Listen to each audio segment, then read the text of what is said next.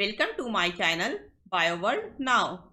Breathing and exchange of gases MCQ series के इस second video का फर्स्ट क्वेश्चन है question number 19. When carbon dioxide concentration increases in blood, breathing becomes. जब blood में carbon dioxide का concentration बढ़ेगा तो ब्रीदिंग कैसा होगा? Option A faster and deeper, option B shallower and slow, option C slow and deep, option D there is no effect on breathing. इसका answer है option A faster and deeper. Blood में carbon dioxide का concentration increase होने पर breathing faster और deeper होगा. Question number 20. The normal respiratory rate for healthy human is. एक healthy human के लिए नॉर्मल रेस्पिरेटरी रेट कितना है? Option A 12 to 20 breath per minute, option B 5 to 10 breath per minute, option C 20 to 30 breath per minute, option D 55 to 60 breath per minute. इसका answer है option A 12 to 20 breath per minute. Question number 21. Expiration takes place if. Expiration का process कब होता है? Option A intrapulmonary pressure is less than the atmospheric pressure. जब intrapulmonary pressure atmospheric pressure से कम होता है. Option B intrapulmonary pressure is more than the atmospheric pressure. जब इंट्रापल्मोनरी प्रेशर एटमॉस्फेरिक प्रेशर से अधिक होता है. Option C there is a negative pressure in the lungs with respect to atmospheric pressure. जब एटमॉस्फेरिक प्रेशर के respect में lungs में negative pressure होता है. Option D there is no difference in pressure gradient. जब प्रेशर ग्रेडियंट में कोई भी डिफरेंस नहीं होता है. इसका आंसर है ऑप्शन बी. जब इंट्रापल्मोनरी प्रेशर एटमॉस्फेरिक प्रेशर से अधिक होता है, यानी जब लंग्स के अंदर एयर का प्रेशर अधिक रहता है तो एयर एक्सपिरेशन के द्वारा लंग्स से बाहर निकलता है. इसलिए जब इंट्रापल्मोनरी प्रेशर एटमॉस्फेरिक प्रेशर से अधिक रहता है तो एक्सपिरेशन का प्रोसेस होता है. Question number 22. What is the volume of air inspired or expired during a normal respiration. एक नॉर्मल रेस्पिरेशन के समय इंस्पायर्ड या एक्सपायर्ड एयर का वॉल्यूम कितना होता है? Option A 500 ml, option B 1000 ml, option C 2000 ml, option D 1500 ml. इसका answer है ऑप्शन ए 500 ml. एक नॉर्मल रेस्पिरेशन के समय इंस्पायर्ड या एक्सपायर्ड एयर के वॉल्यूम को टाइडल वॉल्यूम भी कहा जाता है और ये लगभग 500 ml पर ब्रेथ होता है. Question number 23. Lungs do not collapse even after forceful expiration because of. एक फोर्सफुल एक्सपिरेशन के बाद भी लंग्स कोलैप्स नहीं करता है, क्यों? Option A tidal volume, option B inspiratory reserve volume, option C residual volume, option D expiratory reserve volume. Forceful expiration के बाद भी लंग्स कोलैप्स नहीं करता है क्योंकि फोर्सफुल एक्सपिरेशन के बाद भी लंग्स में कुछ एयर बचा रहता है जिसे रेसिडुअल वॉल्यूम कहा जाता है. यानी रेसिडुअल वॉल्यूम के कारण ही लंग्स कोलैप्स नहीं करता है. इसलिए इस क्वेश्चन का आंसर है option C. Question number 24. What is the vital capacity of our lungs. हमारे लंग्स का वाइटल कैपेसिटी क्या है? Option A inspiratory reserve volume plus expiratory reserve volume, option B total lung capacity minus residual volume, option C inspiratory reserve volume plus tidal volume, option D total lung capacity minus expiratory reserve volume. एक person forceful expiration के बाद जितना maximum air volume सांस लेने के समय ले सकता है या फोर्सफुल इंस्पिरेशन के बाद सांस छोड़ने के समय जितना मैक्सिमम एयर वॉल्यूम छोड़ सकता है उसे ही लंग्स का वाइटल कैपेसिटी कहा जाता है. क्योंकि फोर्सफुल एक्सपिरेशन के बाद लंग्स में कुछ एयर बचा रहता है जिसे रेसिडुअल वॉल्यूम कहते हैं. इसलिए हमारे लंग्स का वाइटल कैपेसिटी होगा option B, total lung capacity minus residual volume equal to vital capacity. Question number 25, match column 1 with column 2। Residual volume होता है 1200 ml, वाइटल कैपेसिटी होता है 4500 ml, इंस्पायरेटरी रिजर्व वॉल्यूम होता है 2500 ml और inspiratory capacity होता है 3500 ml। इसलिए इस क्वेश्चन का आंसर है option B. Question number 26, select the correct statement. Option A, inspiration occurs when intrapulmonary pressure is more than the atmospheric pressure. जब इंट्रापल्मोनरी प्रेशर एटमॉस्फेरिक प्रेशर से अधिक होता है तो इंस्पिरेशन होता है। ये स्टेटमेंट गलत है, क्योंकि जब इंट्रापल्मोनरी प्रेशर एटमॉस्फेरिक प्रेशर से कम होता है तब इंस्पिरेशन होता है। Option B, intrapulmonary pressure is lower than atmospheric pressure during expiration. Expiration के समय इंट्रापल्मोनरी प्रेशर एटमॉस्फेरिक प्रेशर से कम होता है। ये स्टेटमेंट भी गलत है, क्योंकि एक्सपायरेशन के समय इंट्रापल्मोनरी प्रेशर एटमॉस्फेरिक प्रेशर से अधिक होता है।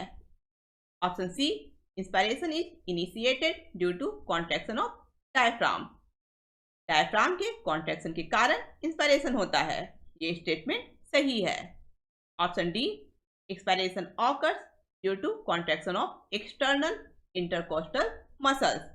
एक्सटर्नल इंटरकोस्टल मसल्स के कॉन्ट्रैक्शन के कारण एक्सपायरेशन होता है।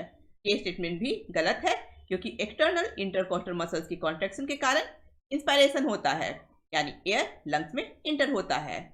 क्योंकि ऑप्शन सी का स्टेटमेंट सही है और हमें सही स्टेटमेंट चूज करना है, इसलिए इस क्वेश्चन का आंसर है option C. Question number 27, which one of the following is a possibility for most of us in regard to breathing by making a conscious effort? Generally breathing का process अपने आप होता है, लेकिन यहाँ पूछा गया है कि अगर कॉन्शियस एफर्ट यानी अपने होश में रहकर जानबूझकर ब्रीदिंग के समय लोगों के साथ नीचे दिए हुए पॉसिबिलिटी में क्या होगा। Option A, one can breathe out air through eustachian tube by closing both nose and mouth. अगर कोई अपना नाक और मुंह बंद कर लेगा तो वो यूस्टेकियन ट्यूब के द्वारा सांस छोड़कर एयर बाहर निकाल सकता है। ये पॉसिबल हो सकता है क्योंकि यूस्टेकियन ट्यूब मिडिल ईयर को नेसोफेरिंग से कनेक्ट करता है। ये नाक और मुंह बंद करने पर भी ब्रीथ आउट के समय एयर यूस्टेकियन ट्यूब से होकर बाहर निकल सकता है। Option B, the lungs can be made fully empty by forceful breathing out all air from them. Forceful expiration के बाद लंग्स पूरी तरह से खाली किया जा सकता है। ये पॉसिबल नहीं है, क्योंकि फोर्सफुल एक्सपायरेशन के बाद भी लंग्स में कुछ एयर बचा रहता है, जिसे रेसिजुअल वॉल्यूम कहा जाता है।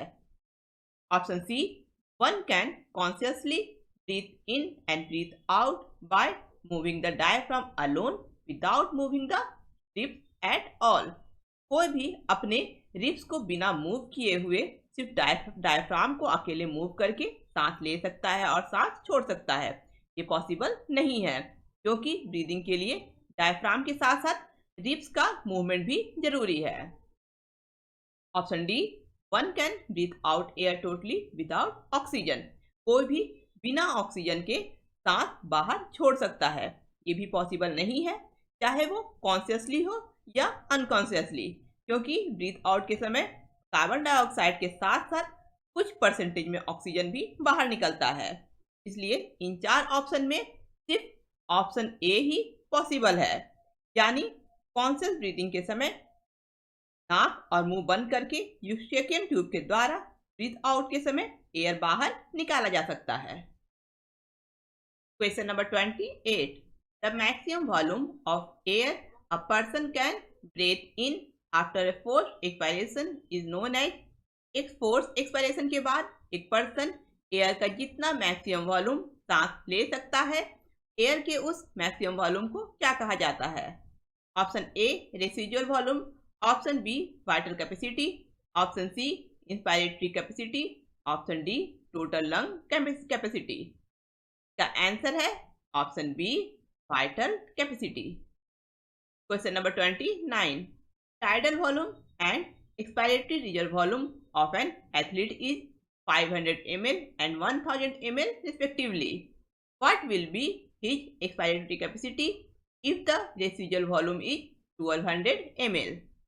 एक एथलीट का टाइडल वॉल्यूम है 500 ml और एक्सपायरेटरी रिजर्व वॉल्यूम है 1000 ml। अगर रेसिजुअल वॉल्यूम 1200 ml है तो उस एथलीट का एक्सपायरेटरी कैपेसिटी क्या होगा? Option A 1700 ml, option B 2200 ml, option C 2700 ml, option D 1500 ml।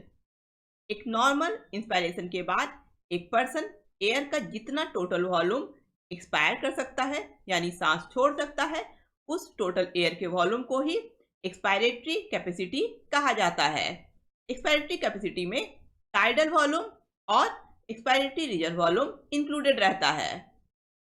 इसमें रेसिजुअल वॉल्यूम नहीं होता है क्योंकि रेसिजुअल वॉल्यूम वो होता है जो फोर्स एक्सपायरेशन के बाद भी लंग्स में बचा रहता है। इसलिए एथलीट का एक्सपायरेटरी कैपेसिटी होगा tidal volume plus expiratory reserve volume यानी 500 ml प्लस 1000 ml, इन दोनों को जोड़कर आएगा 1500 ml। इसलिए इस क्वेश्चन का आंसर होगा ऑप्शन डी, एक्सपायरेटरी कैपेसिटी होगा 1500 ml। Question number 30. The partial pressure of oxygen in the alveoli of the lungs is. Lungs के अल्वियोलाई में ऑक्सीजन का पार्शियल प्रेशर होता है option A equal to that in the blood, blood में oxygen के partial pressure के बराबर। Option B less than that in the blood, blood में ऑक्सीजन के पार्शियल प्रेशर से कम। Option C less than that of carbon dioxide, carbon dioxide के partial pressure से कम। Option D more than that in the blood, blood में oxygen के partial pressure से अधिक। इसका आंसर है option D more than that in the blood. Lungs के अल्वियोलाई में ऑक्सीजन का पार्शियल प्रेशर ब्लड में ऑक्सीजन के पार्शियल प्रेशर से अधिक होता है। Question number 31. Vital capacity of lung includes. Lung के वाइटल कैपेसिटी में क्या क्या इंक्लूडेड रहता है? Option A expiratory reserve volume, tidal volume, residual volume and inspiratory reserve volume. Option B expiratory reserve volume, tidal volume and inspiratory reserve volume. Option C tidal volume and inspiratory reserve volume. Option D expiratory reserve volume and residual volume. एक person force expiration के बाद जितना maximum air volume सांस लेने के समय ले सकता है या फोर्स इंस्पायरेशन के बाद सांस छोड़ने के समय जितना मैक्सिमम एयर वॉल्यूम छोड़ सकता है उसे ही लंग्स का वाइटल कैपेसिटी कहा जाता है। वाइटल कैपेसिटी में expiratory reserve volume, tidal volume और इंस्पायरेटरी रिजर्व वॉल्यूम इंक्लूडेड रहता है। इसलिए इस क्वेश्चन का आंसर है option B. Question number 32. Which of the following help in generating the pressure gradient between lungs and the atmosphere during normal respiration? Normal respiration के समय lungs और atmosphere के बीच में प्रेशर ग्रेडियंट जनरेट करने में कौन हेल्प करता है? Option A only diaphragm, option B only external intercostal muscles, option C both external and internal intercostal muscles, option D diaphragm and both intercostal muscles. इसका answer है option D diaphragm और दोनों intercostal muscles normal respiration के समय lungs और atmosphere के बीच में pressure gradient generate करने में हेल्प करता है। Question number 33. Total lung capacity includes. Total lung capacity में क्या इंक्लूडेड रहता है?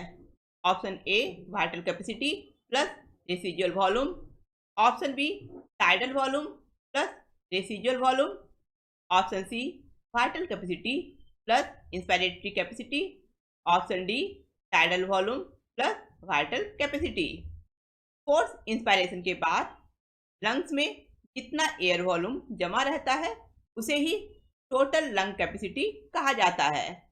ये टोटल लंग कैपेसिटी में वाइटल कैपेसिटी और रेसिजुअल वॉल्यूम दोनों इंक्लूडेड रहता है। इस क्वेश्चन का आंसर है option A. Question number 34, reduction in pH of blood will, अगर ब्लड का पीएच कम हो जाएगा तो क्या होगा? Option A, reduce the rate of heart beat का रेट कम हो जाएगा। Option B, reduce the blood supply to the brain में ब्लड का सप्लाई कम हो जाएगा। Option C, decrease the affinity of haemoglobin with oxygen के साथ हेमोग्लोबिन का एफिनिटी कम हो जाएगा। Option D, release bicarbonate ion by the liver के द्वारा बाइकार्बोनेट आयन रिलीज होगा। इसका आंसर है option C, decrease the affinity of haemoglobin with oxygen. अगर ब्लड का पीएच कम हो जाएगा तो ऑक्सीजन के साथ हेमोग्लोबिन का एफिनिटी कम हो जाएगा। Question number 35, lungs do not collapse between breath and some air always remains in the lungs which can never be expelled because, सांस लेने के बीच में लंग्स कोलैप्स नहीं करता है और कुछ एयर हमेशा लंग्स में रहता है जो कभी भी लंग्स के बाहर नहीं निकलता है। क्यों? Option A, there is a negative intrapleural pressure pulling at the lungs wall, क्योंकि इंट्राप्लूरल प्रेशर नेगेटिव होता है जो लंग्स के वाल को खींचता है। Option B, there is a negative pressure in the lungs, क्योंकि लंग्स में एक नेगेटिव प्रेशर होता है। Option C, pressure in the lungs is higher than the atmospheric pressure, क्योंकि लंग्स में प्रेशर एटमॉस्फेरिक प्रेशर से अधिक होता है। Option D, there is a positive intrapleural pressure, क्योंकि इंट्राप्लूरल प्रेशर पॉजिटिव होता है। इसका आंसर है option A, there is a negative intrapleural pressure pulling at the lung वाल। इंट्राप्लूरल प्रेशर नेगेटिव होता है इसलिए लंग्स कोलैप्स नहीं करता है। इंट्राप्लूरल प्रेशर का मतलब है वो प्रेशर जो प्लूरल कैविटी में प्रेजेंट रहता है। प्लूरल कैविटी लंग्स और चेस्ट वाल के बीच में प्रेजेंट रहता है। प्लूरल कैविटी में प्रेशर एटमॉस्फेरिक प्रेशर से कम रहता है, यानी प्लूरल कैविटी में नेगेटिव प्रेशर रहता है, इसलिए लंग्स कोलैप्स नहीं करता है। Question number 36, select the correct events that occur during expiration. Expiration के समय इनमें से कौन सा इवेंट होता है? Option A, intrapulmonary pressure increases, intrapulmonary pressure बढ़ जाता है। Option B, thoracic volume and pulmonary volume decreases, thoracic volume और पल्मोनरी वॉल्यूम कम हो जाता है। Option C, both option A and option B. Option D, none of these. Expiration के समय इंट्रापल्मोनरी प्रेशर बढ़ जाता है, यानी लंग्स के अल्वियोलाई के अंदर का प्रेशर एटमॉस्फेरिक प्रेशर से अधिक हो जाता है, इसके कारण एयर लंग्स के बाहर निकल जाता है। इसके अलावा थोरैसिक वॉल्यूम और पल्मोनरी वॉल्यूम कम हो जाता है, क्योंकि एक्सपायरेशन के समय डायफ्राम और इंटरकोस्टल मसल्स रिलैक्स हो जाता है। इसके कारण चेस्ट कैविटी का साइज डिक्रीज हो जाता है। जब चेस्ट कैविटी सिकुड़ जाता है तो लंग्स का वॉल्यूम भी कम हो जाता है, इसलिए थोरैसिक वॉल्यूम और पल्मोनरी वॉल्यूम भी कम हो जाता है और एयर लंग्स से बाहर निकल जाता है। इसलिए इस क्वेश्चन का आंसर है ऑप्शन सी, यानी एक्सपायरेशन के समय इंट्रापल्मोनरी प्रेशर बढ़ जाता है और थोरैसिक वॉल्यूम और पल्मोनरी वॉल्यूम कम हो जाता है। नेक्स्ट वीडियो में हम लोग breathing and exchange of gases से रिलेटेड कुछ और मल्टीपल चॉइस क्वेश्चन को डिस्कस करेंगे। अगर आप लोगों को ये वीडियो पसंद आया है इसे लाइक करें, मेरे चैनल को सब्सक्राइब करें और अपने फ्रेंड के साथ इस वीडियो को शेयर करें।